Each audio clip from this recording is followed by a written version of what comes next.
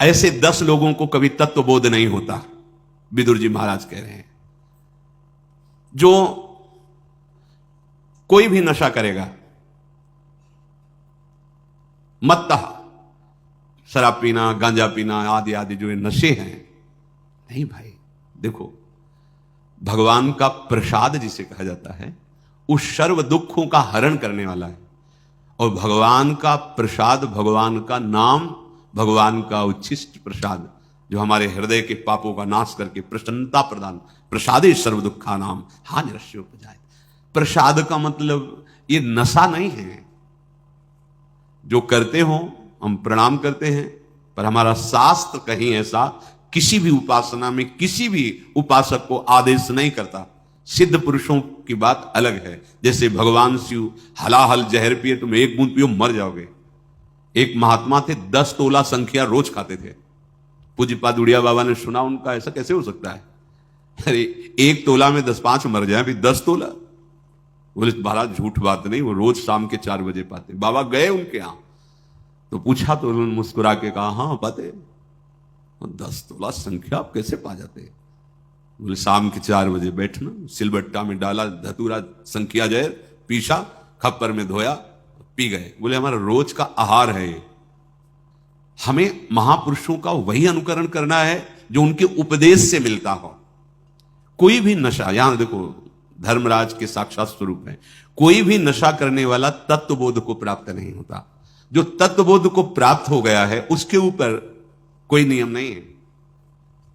जैसे आद्य गुरु भगवान शंकराचार्य जी आगे जा रहे थे, पीछे शिष्यजन जा रहे थे, पता नहीं क्या भाव आया, मछलियां उठाई, ऐसे बिक रही, ऐसे उठाए वो खा लिया। जब देखा गुरुजी ने खा लिया तो 4 शिष्यों ने नहीं खाया और शिष्य ने। आगे जा रहे थे तो भ्रमण ही करते थे, तो कांच गलाया जा रहा था, खप्पर में खोलता हुआ कांच ले पी गए। जिन्होंने नहीं पिया था वहां भी नहीं पिए। जो पिए थे, वो जो मछली पाए थे, उनसे कहा पियो। कांच कैसे पिएंगे, मर जाएंगे, तो मछली क्यों खा ली? जो नहीं खाए थे उनसे कहा आपने क्यों नहीं खाया जब हमने खाया? तो उनका प्रभु आपने आदेश नहीं किया। ठीक, आपने क्यों पा लिया? बोले आपने पाया तो हम पी तो रहे हैं, गलाया हुआ कांच पी ना पिए। ऐसे किया तो जीवित मछलियां निकल पड़ी, सिद्ध योगी प्रवाहित कर दिया नदी। आप वो तो लीवर में जाके पचने लगी। हमें वो अनुकरण बात नहीं करनी जिसका वो आदेश न कर रहे हो। उनके उपदेश से जो उनके आचरण मिले, शास्त्र सम्मत बात है, महापुरुषों के जो आचरण उनके उपदेश से मिले, बस वही अनुकरणीय है। वो क्या कर रहे हैं? कोई भी नशा, जैसे कहते हैं भाई, हमने सुना है ऐसे, फिर ध्यान में अली ब्रह्म लोग पहुंच गए। भाई हम प्रणाम करते सिद्धों को, हम उनके चरण सेवक हैं, पर हम अपने जैसे साधकों के लिए कह रहे भाई सिद्ध पुरुष तो हलाहल पिए हो जाने, उनका काम, उनकी मस्ती, वो तो भगवान को प्राप्त हो गए। भैया उनका काम बन गया है, उनमें भगवान में अंतर नहीं। जैसे सखागण और गौवें गोपगण फंस गए दावानल में, कन्हैया बचाओ, तुम्हारे सिवा कोई नहीं बचा सकता। बोले भैया आंख मूंद लो, मुंह में पी गए, पूरे ज्वाला को पी गए मुंह में। एक कोयला लाल लाल रखो मुंह में, अभी रख पाओगे? नहीं, भगवान के मुख से साक्षात अग्नि का प्रादुर्भाव हुआ है। भगवान उसी जगह उसको रोक ले, आओ अपने स्थान पे आ जाओ, भगवान ही तो सर्व रूपों में। तो जो भगवान को प्राप्त महापुरुष हैं, उनमें और भगवान में अंतर नहीं। ब्रह्मविद ब्रह्मविभूत। अब उनके ऊपर आप ही ऐसे नहीं कर सकते कि ये खा रहे हैं।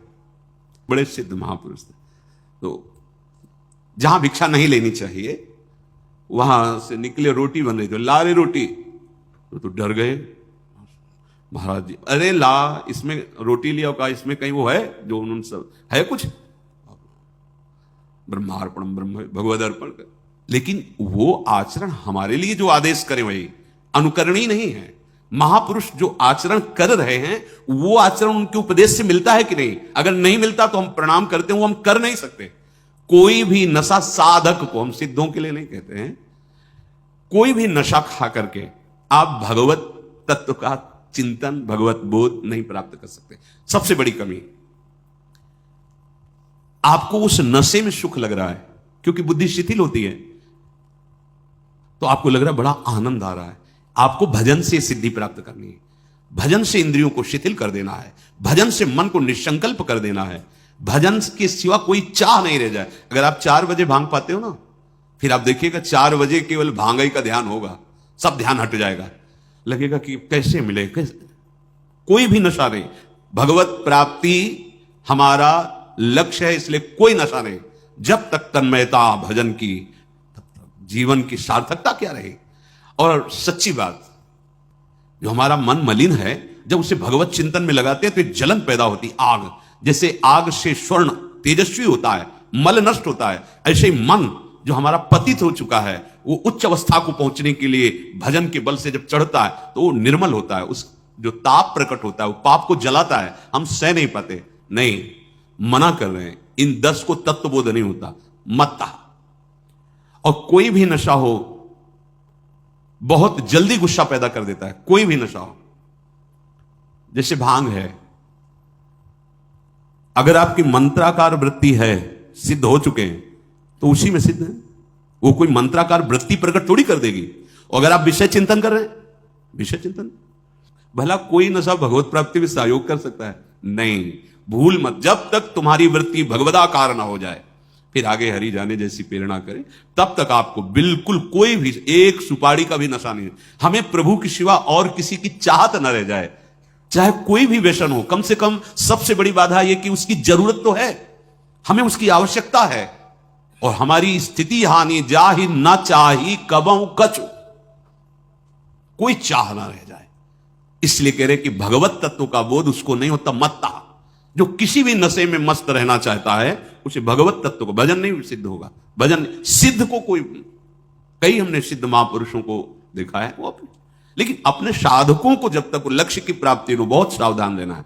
दूसरी बात कहते प्रमत्ता, जो प्रमादी है, असावधान है, जो मनाया खा लिया, जहां मनाया बैठे हैं, हंसी मजाक। साधक को ऐसा थोड़ी, तो जहां मनाया वहां बैठ लिया, जिससे मनाया उससे बोल लिया, जिसके संग आया चल रहे, जहां मनाया खा लिया। ऐसा नहीं है साधक का जीवन, बिल्कुल ऐसा नहीं होता। जहां का मन हो भोजन मंगा लिया, पा लिया, ऐसा नहीं है। जहां तहां अन्न खात सखी कहत, आप गात सकल देव से द्वंद जात, रात सर्व सो वहीं, ये साधक का लक्षण थोड़ी है। नहीं, बहुत सावधान। हमारी दिनचर्या, हमारा बोलना बैठना उठना सब विवेकपूर्ण होना चाहिए, असावधान नहीं। असावधान हुए तो फिर तत्वबोध नहीं होगा, घूमते रहो ऐसे। खाना पीना, सोना जागना, भोगना, ये तो पशु पक्षियों में भी है। तुम खास बात क्या है मनुष्य शरीर प्राप्त करके अगर इतने पे ही टिके हुए हो। तो जो प्रमत्ता है, असावधान है, प्रमाद युक्त है, उससे तत्वबोध नहीं होता। 10 को तत्वबोध नहीं होता। एक तो सबसे पहले नशा करने वाले को, और दूसरा जो प्रमादी है, जहां मनाया जैसा मनाया, बिना किसी शासन के मनमानी कर रहा है, न गुरु का शासन न शास्त्र का शासन। आपको कहां बैठना है, आपको किन के बीच में बैठना है, आपको किन से बात करनी, आपको क्या प्रसाद पाना है, आपका व्यवहार कैसा हो, हर एक बात शास्त्र प्रमाणित साधक की होती, मनमानी नहीं होती। तीसरा उन्मत्ता, जो पागल हो चुका है, अब वो तत्वबोध क्या करेगा, उसकी तो बुद्धि ही खराब हो गई है। और फिर कह रहे हैं श्रांता, जो इतना कार्य करता है कि थक के चूर चूर हो जाता है, वो तत्वबोध नहीं प्राप्त। जो संसारिक कार्यों में इतना श्रम करता है, तो उसके लिए भजन के लिए टाइम कहां है? वो कहां बैठकर शास्त्र स्वाध्याय करेगा, कहां शास्त्र चिंतन करेगा, कैसे सत्संग का मनन करेगा? केवल पशुवत लगा ही लगा है कार्यों में। ओ भगवान श्री राम सबरी जी के सामने भी कह रहे हैं, छठदम सील बिरत बहुकर्मा, निरत निरंतर सज्जन धर्म। श्रांता, जो इतना थकित हो जाता है, टूट गया, उसको तत्वबोध नहीं होता। भगवान ने युक्ताहार विहार से युक्त कर्मसु चेष्ट, तुम्हारे कर्म भी युक्त होने चाहिए। और फिर कह रहे हैं क्रुद्धो, जो क्रोधी पुरुष है, उसको तत्वबोध नहीं होता। क्योंकि जब जरा सी बात में असहनशीलता बढ़ी और आप गाली बकने लगे, लड़ाई करने, बहुत विचित्र विचित्र मूर्तियां हैं। उपासक को क्रोध नाम से तो बिल्कुल दूर रहना चाहिए। ये बहुत बड़ा शत्रु है क्रोध, बड़े बड़ों को परास्त करता है, और ये कामना से प्रकट होता है। और कामना हमारे भगवत तत्व में बहुत बाधक है, भगवत तत्व अनुभूति में बाधक है। इसलिए जैसी भी परिस्थिति सामने आती, उससे आपको निकलना है। क्रोध क्यों करना है? हमारे सामने, हम योद्धा हैं भगवत मार्ग के, तो हमारे सामने शत्रु पक्ष फेंकेगा फिसलन, हमको पैर जमा के निकलना, फिसलना नहीं। गाली दे रहा, अपमान कर रहा है, कैसी चेष्टा। हम उपासकों से यही प्रार्थना करते हैं कि आप ऐसा मत सोचिए कि आप विनय पूर्वक बर्ताव करते फिर सामने से उद्दंडता करता है तो फिर शासन करेंगे। नहीं, उस समय भी हमें हाथ ही जोड़ना है। अगर हमें कहना है आप चले जाइए तो हाथ जोड़ के ही हम कहेंगे, हम झगड़ा नहीं करेंगे, हम कटु वचन नहीं बोलेंगे। दंड देने का तो हमारे ऊपर विधान ही नहीं है। हम तो दंड सह सकते हैं, आपको दंड दे नहीं सकते। हमारा मार्ग दंड देने वाला नहीं, निर्भय करने वाला है।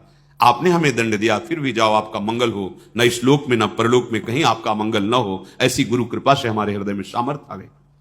तो जो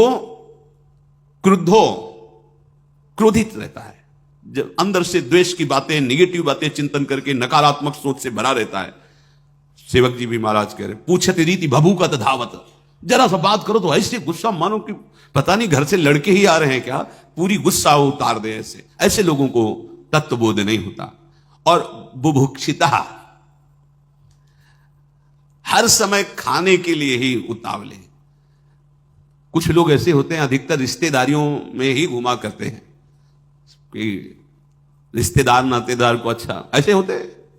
नहीं, ऐसा नहीं होना। अगर आपको कहीं आवश्यक किसी रिश्तेदार ना तो ठीक है, वो बात अलग है, लेकिन ऐसे ही क्रिया रहित, कर्तव्य रहित ऐसे घूम रहे, यहां खा लिया, वहां खा लिया, वहां खा लिया, ऐसे लोगों को तत्वबोध नहीं होता। जो केवल रसेंद्री की तृप्ति के लिए भटकते रहते हैं, वो कोई भी हो, गृहस्थ हो, विरक्त हो, कोई भी हो, यहां गृहस्थ विरक्त की बात नहीं, ऐसे 10 लोगों को भगवत तत्व का बोध नहीं होता। जो केवल रसेंद्री के स्वाद के लिए आज वहां नहीं, जैसा भगवत इच्छा से मिले प्राण पोषण करो, निरंतर नाम जप करो, अपने कर्तव्य का पालन करो।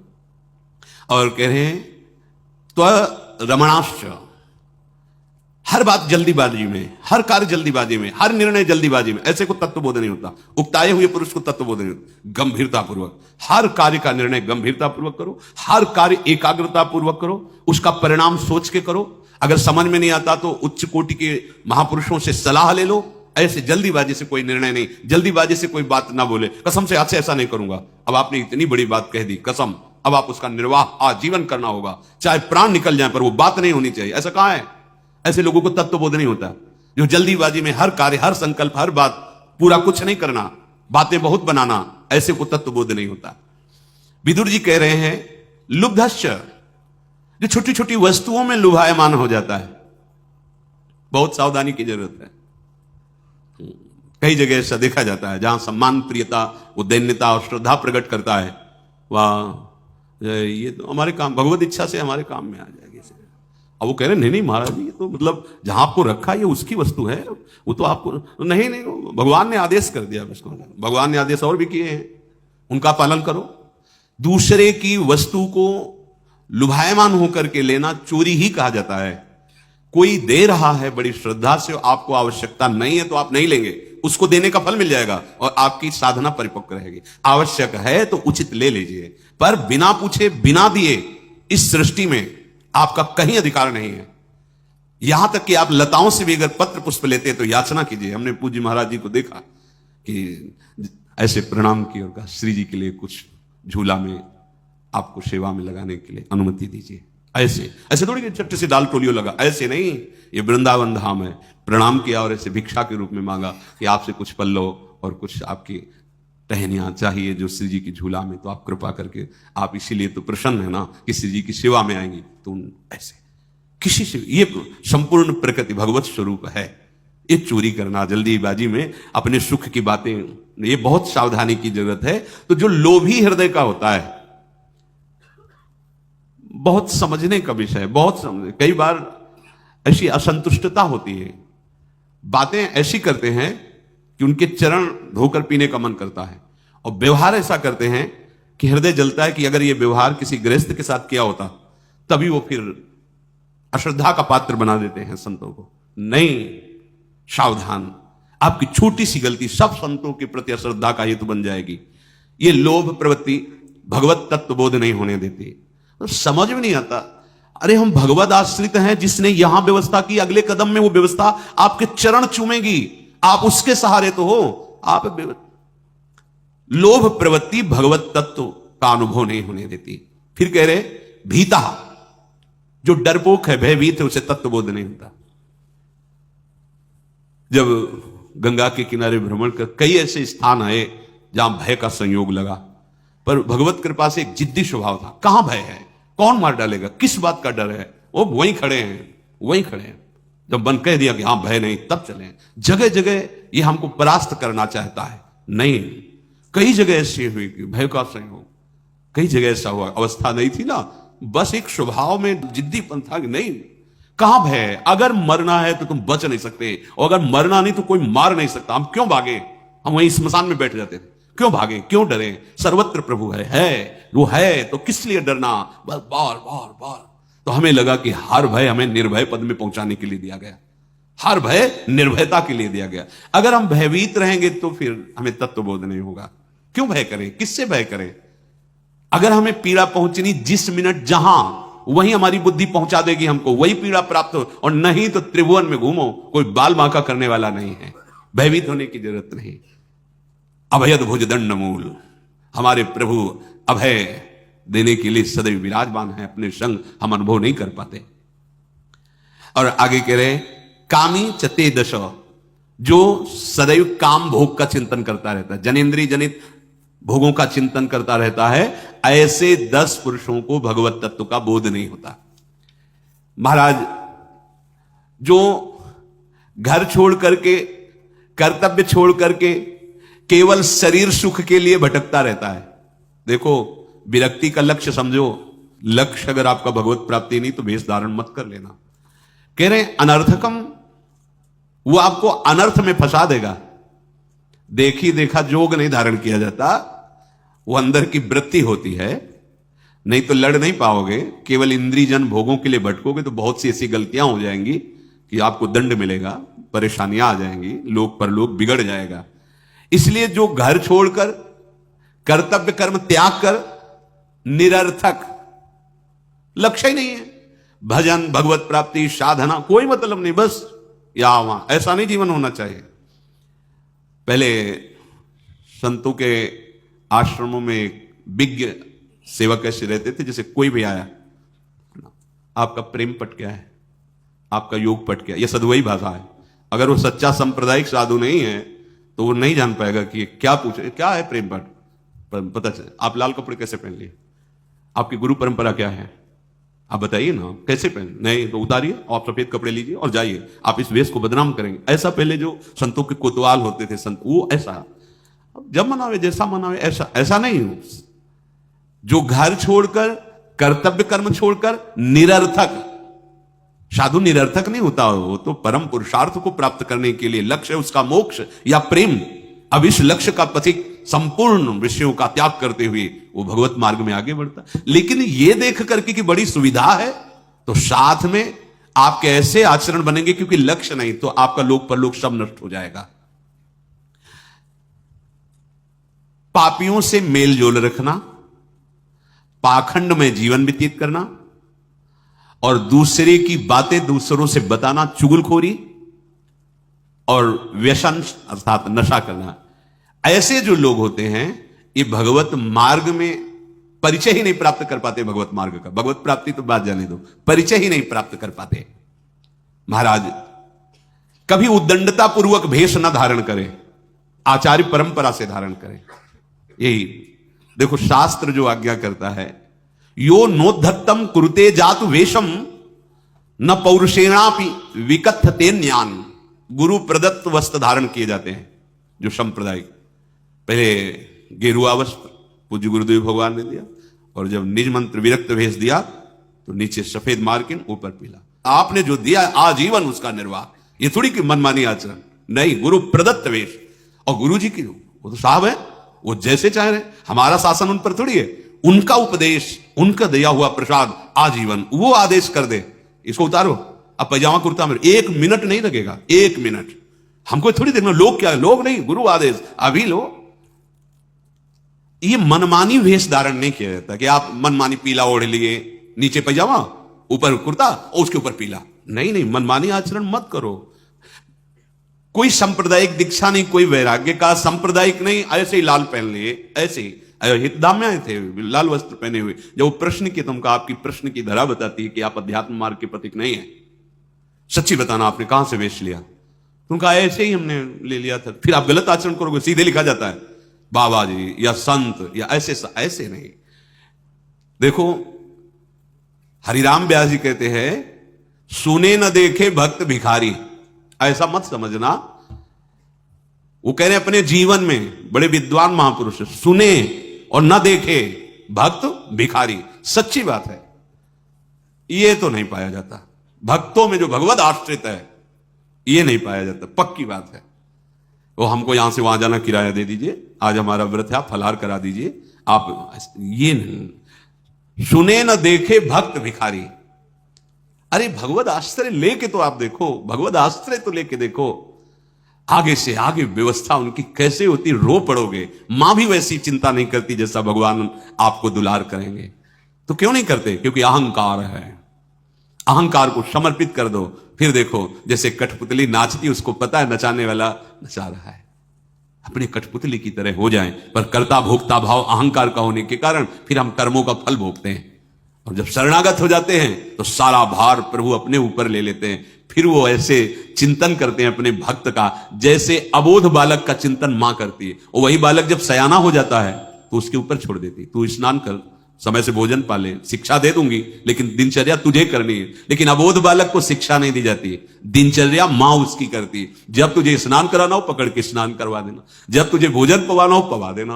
वो ये है भक्त आश्रित, अबोध बालक की तरह। इसीलिए भगवत रसिक जी ने कहा, कै बच्चा के पेट, बच्चा बन जाओ तो प्रेमामृत पचा पाओगे, अहंकार रखोगे तो प्रेमामृत नहीं मिल पाएगा।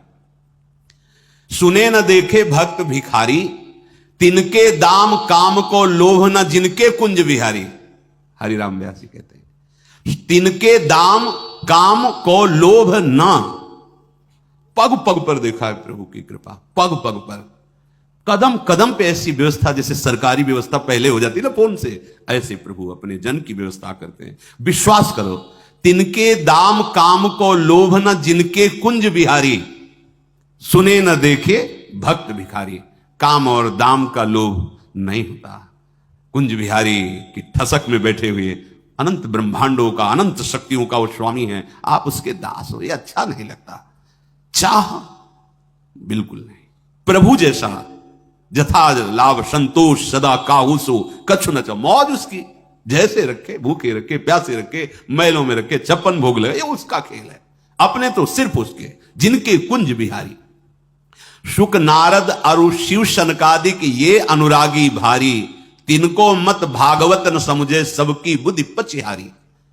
इन बड़े बड़े महापुरुषों का मत, श्रीमद् भागवत का मत, एक मात्र भगवद आश्रय, एक भरोसो, एक बल, एक आस विश्वास। भक्त होकर क्यों ये बात नहीं समझते हो? बड़ा अंदर से फिर असंतुष्टता होती है जब बातें कुछ और होती है, पीछे कुछ और होता है कि भाई ऐसा क्यों? इतनी ऊंची ज्ञान की बात, इतनी ऊंची बात, और इसके बाद स्थिति में कहां हो? इसीलिए कहता हूं बातों से प्रीत नहीं होती, बातों से काल पर विजय प्राप्त नहीं होती, स्थिति होनी चाहिए। परो प्रवाह काल के कदापि छूटी है नहीं। कैसे छूट जाओगे? नाम जपने भगवद आश्रय, अरे किसी से कीजिए आने की, जो इच्छा करी हो मन माही, हरि प्रसाद कछ दुर्लभ नाही। ये मन रोने लगेगा आपका, ये इच्छा त्याग कर देगा। वो इतने कृपालु हैं, दूसरे से क्या मांगना, क्या आशा करनी। बिल्कुल बिल्कुल, सुने न देखे भक्त भिखारी।